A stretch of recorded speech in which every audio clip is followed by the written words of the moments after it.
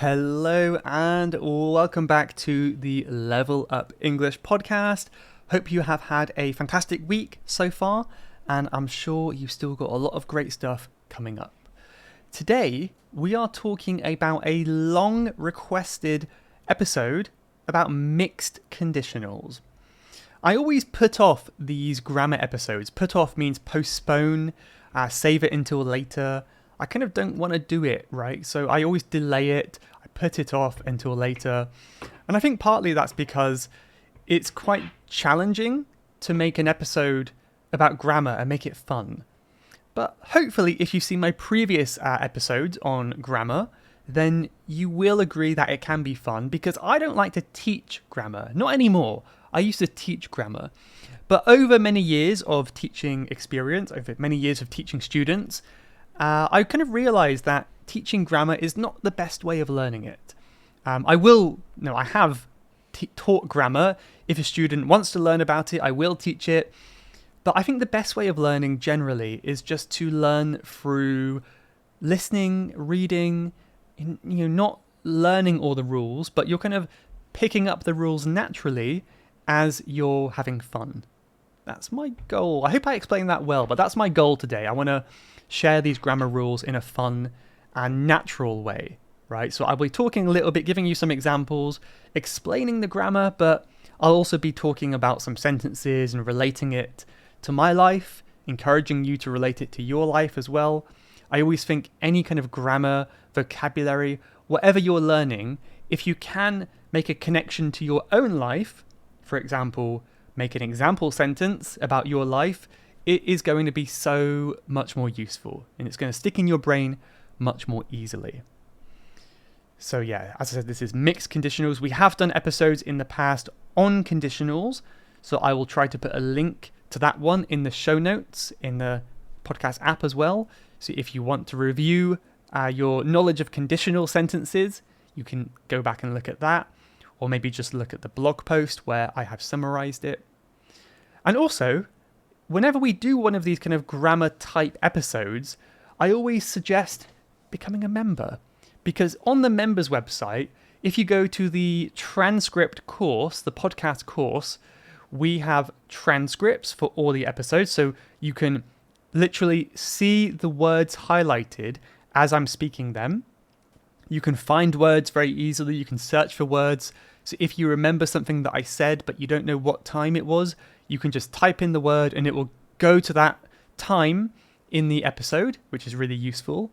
I also have kind of vocabulary and quizzes on there. But for the grammar ones, I tend to do more grammar related stuff. So I might do like a little bonus lesson. I might share a PowerPoint with you guys. And I usually have some kind of quiz to help you practice your knowledge as well. And I always encourage people to leave a comment on the course too. So if they want to practice their mixed conditionals, you can do that on the course, on the members course. So there's a lot you can do there if you want to kind of get more out of these podcast episodes. It's also nice to review. Maybe you'll listen to this on the way to work.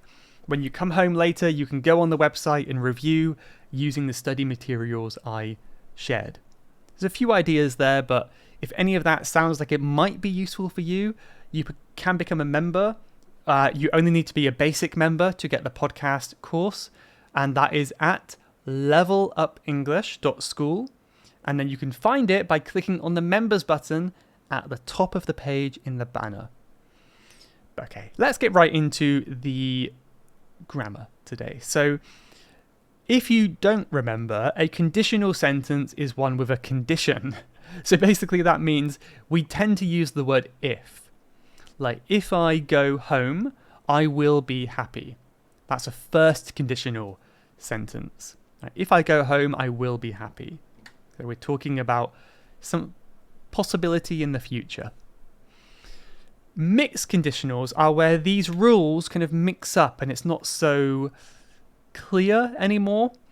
It isn't beginner level grammar. It's not something that's super easy. However, it is important that you understand they can be mixed because it's something that's done all the time in natural speech and in English generally.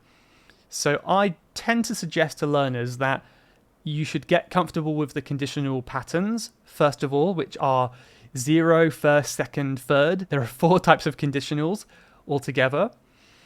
Once you know the rules, then you can start breaking the rules. Right? That's a good phrase I like. Know the rules before you can break them. So I think it's good to learn those, and then you can move on to mixed conditionals once you're a bit more comfortable. If you go right to mixed conditionals without learning the first ones, then it might be a little bit confusing. So that's my tip for you today. But here we can talk about different times, different tenses, I suppose.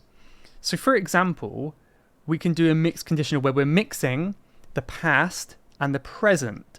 This is really common. So in the kind of traditional or simpler, not this sort of simple, but the easier pattern, the third conditional is one that talks about past regrets. So we could say, if I had studied harder at school, I would have been an electrician. Just came to my mind randomly. So that's one example of a past regret. We can mix that with a past condition and a present result. So for example, if I had studied harder at school, I would be at university right now. So if I had studied harder, that's past tense, right? Or past perfect. I would be at university now, present tense, right? But we still use would because would makes it hypothetical, right? So it's a hypothetical present tense sentence, right? So, I mean, I can try to think of some examples from my own life, and I encourage you to do the same for you. So if I had studied harder at school, my life would be very different now. I think I would probably be working in some kind of science-based job, maybe with biology, the human body, something like that, because that was what I was kind of going for when I was nearing the end of my school days. However, my grades were not good enough, so I kind of just gave up. I stopped trying. I think it worked out. I'm glad I did give up. Sometimes giving up is good, right? You never know. If it's something you really want to do, yeah, don't give up. But sometimes you have a feeling that giving up is the right choice. You know, if you never give up, then you'll be doing everything forever. So giving up isn't always bad. It depends what your goals are. But here's another example. If she had known English, she would enjoy her travels more. Right? So past tense, then present tense. If she had known English, she would enjoy her travels more. Right? So if she knew English in the past, if she studied English in the past, then her traveling at the moment would be more enjoyable. I'm sure a lot of us can relate to that, right? If only we had studied the language harder. Why did we wait so late? Why did we not study harder? That's always frustrating. And I can relate to that in many ways. You know, if I had studied Thai language more seriously, more diligently, diligent is like a kind of a serious study attitude. If I had been more diligent in my Thai studies, I would be able to speak to more people now, right? Would be able to. That's kind of like saying I can, but with would. Would plus can becomes would be able to. So I do try to make an effort to speak some Thai, but there are many cases where I have to kind of go, I don't know, or Google Translate, help, please. But fortunately, Thai people are very friendly, so it's not. It's never too awkward, which is fantastic. Let's talk a little bit about past and future, right? So a lot of tenses in English are kind of implied tenses. I spoke about this recently in a lesson I did on Level Up English, where we used the present tense to talk about the future, right? So we can talk about the future even if we don't say will. So here's an example. If she had earned more money, she would be coming with us on the ski trip tomorrow. Right? This is future tense, and we know it's future tense because we use the word tomorrow.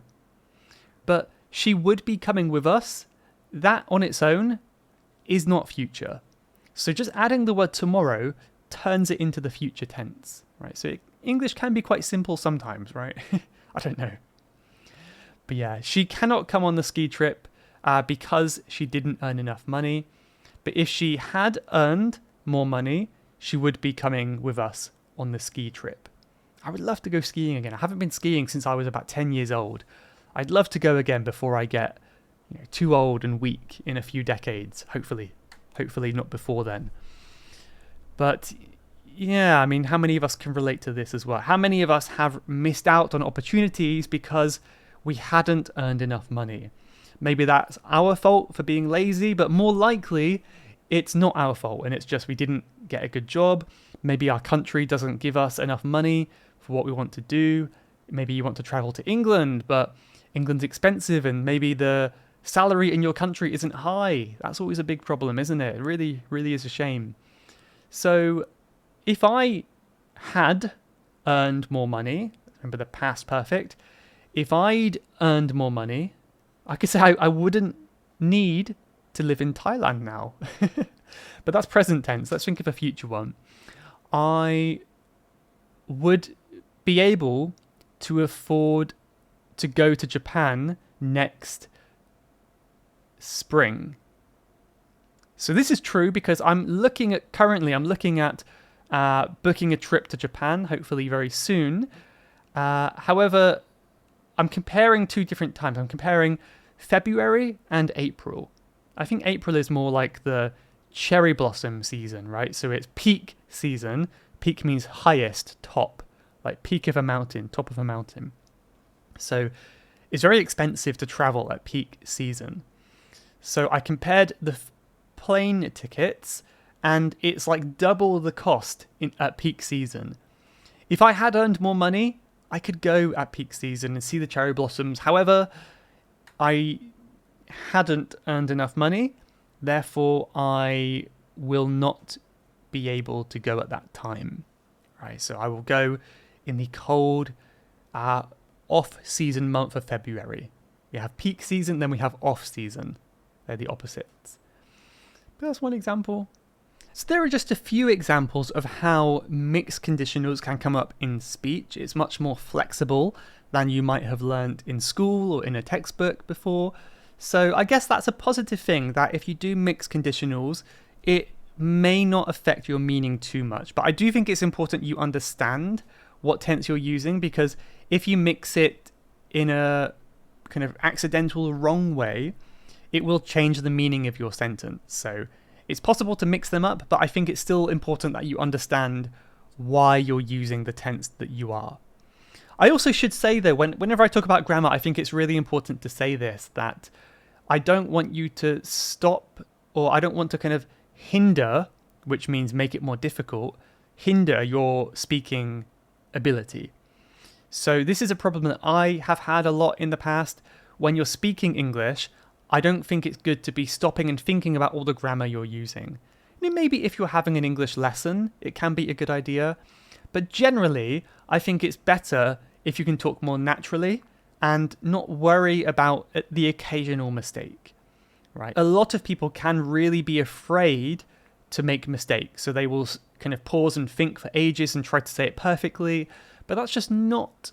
It's just not how we talk, right? I've made, I'm sure you can probably count them. I've made many mistakes in this episode already, and I just keep on going. I don't have to stop and think for ages about what I'm saying. So it's important to kind of think about these patterns, but not allow the fear of getting them wrong to stop you from speaking. That's what I want to say. But to practice that now, I can give you some questions. So it's a really important skill, I think, to be able to reply to questions using the same tense as the question. So if I ask you, have you ever been to England? And you said, I never went to England. It's a little bit unnatural, very slightly strange, because the question was in present perfect tense. Have you been? You replied in past simple, I never went. It's always a good idea to reply in the same tense as the question. And that makes it really simple because you don't have to worry about the tense. You just have to kind of use the same structure as the question. It's a really nice way to practice. So I'm going to try to ask you some questions now using mixed conditionals. And you're welcome to answer out loud. That would be great. But if not, answer in your head.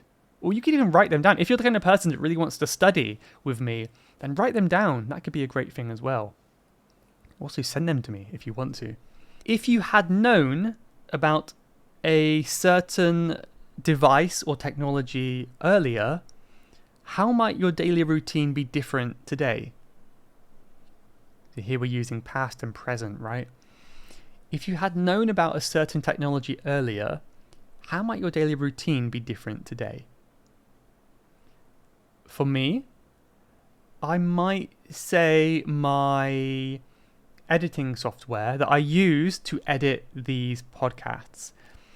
If I had known about it earlier, my life would be much more relaxed now. I mean, I guess they are relaxed now because I use the software now, but I guess I had a lot of stress in the past using software that was quite difficult to edit, and I wish I had found it earlier. So I guess the compounding effect of my stress wouldn't have occurred. But what about you? What kind of technology do you think made a difference in your life? I could also ask you, though, if you had pursued a different subject in university, how do you think your job and your life would be different today? To pursue is to kind of chase. It kind of means chase, really, but when we talk about jobs or studies, it really means to kind of go down that path and try to get a certain thing. So if you're pursuing a job in education, that means you're trying to get a job in education. I actually didn't go to university. That's my admission here. I didn't go to university, so I can't really answer this, but I guess I could say if I had gone to university, I imagine I would not be a teacher. I would not be this online English teacher. I would have a very different job. I imagine I might be a gardener or some kind of outside job or something like that, working outside in the sun and the cold every day. That's what I imagine it would be like. So if I had pursued something in college, in university, I think I might be a gardener today. How about you? How would your life be different? Let's give you another question now. I'll give you a couple more. Let's talk about a present-future one now. If you get more free time this year, what hobby or skill would you like to develop? Okay, so here we're kind of talking about the present and the future, right? If you get more free time now, this year, what hobby or skill would you develop in the future? Over the year. If I get more free time, I hope I do. If I get more free time, I think I would work harder on my fitness, more running, more swimming, exercise. I think that would be a big priority for me. And making friends, I think, kind of socializing. I do a fair amount of socializing, but I think I would like to increase it. So that would be my answer. How about you? What would you do differently? Here's kind of a challenging one now, where we're going to be talking about future then past. Quite confusing here, so stay with me. If you achieve your dream in the future, how would you look back on the challenges you faced to get there? That is very tough to think about. So once again, if you achieve your future dream, how would you look back on the challenges you faced to get there? So you're thinking about the dream that you have now, but you're thinking about the moment you achieve it in the future. Let's say, for example, that dream is becoming fluent in English. Think about achieving that dream. Now think about looking back on the past at all the challenges you had to get there, including the challenges you're facing right now and the ones that happened before now. What do you think your opinion would be on those challenges? Have a think about it, but I can answer for you as well. I imagine a lot of you might think of those challenges in a positive light.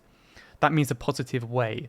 So you're looking at those difficult moments, even the difficult moments you're having right now, and you have a sense of gratitude towards them, because these difficult moments got you to the person that you will become, which hopefully will be a good person, right? And someone who reaches your dreams and goals. So that's an interesting one, but think about that question for yourself as well. Let's finish with one more question now. This one is going to be, I think this is the most common one, right? Past and present. If the internet hadn't been invented, would the world be a better place today? Share your opinions with me in the comments if you like. You can go to the podcast page on the website or the members course page, wherever you like to go, wherever you can go. Yes, so if the internet hadn't been invented, would the world be a better place today?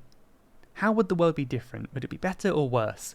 Let me know your opinions on that. But as I said, I will be talking more about some of these. Actually, I don't think I did say that, did I? Maybe I'll tell you now for the first time.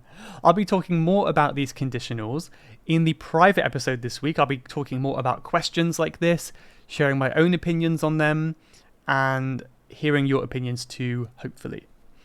So thank you for listening to this point. I hope you found it useful. I find mixed conditionals quite challenging because I think a lot of it you have to just kind of learn over time, gradually.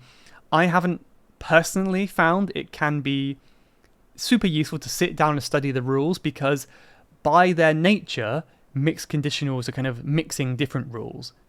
So if you're still confused by the end of today, it might be my fault, which I will take responsibility for. But also, I want to remind you not to worry, and that I think learning happens best when it happens gradually over time.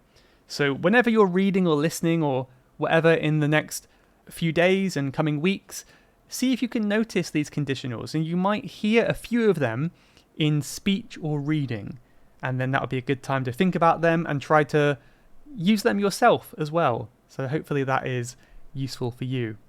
Let me give you a quote. I've got one thank you to say, first of all, from France.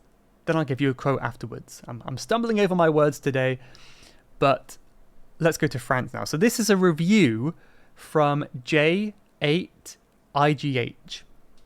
And they said, "Hi Michael, thank you for your podcast. They are very useful. Your voice is soothing and pleasant." Wow. A lot of different subjects and a lot of tips. I particularly, that's always a hard word for me. I particularly loved the episode about Eat Up. It was very useful. Thank you for your patience and your consistency. Like Luke's English podcast, I am waiting for a new episode every week. From Johan, France. That's very cool. Thank you, Johan. I hope that's how I say your name correctly. I'm really glad you like my voice. I'm glad it's soothing. And I got a lot of good feedback about that phrasal verb eat up episode. I'm really surprised actually, because I was worried it would be a bit boring and just kind of listing off different things. Really nice to hear that people like that one though. So I will make more similar to that in the future. So thank you for your review. That means a lot to me. Let's end now with a quote from Anonymous. I've included this quote because it is a conditional. If you want to achieve greatness, stop asking for permission. If you want to achieve greatness, stop asking for permission. There we go. That's a zero conditional, by the way. It's a very simple one. It's not a mixed one. But hopefully that's interesting. Hopefully you found the episode fun. And I will see you next time. Thanks for listening. You have been listening to the Level Up English podcast. If you would like to leave a question to be answered on a future episode, then please go to levelupenglish.school/podcast. That's levelupenglish.school/podcast. And I'll answer your question on a future episode. Thanks for listening.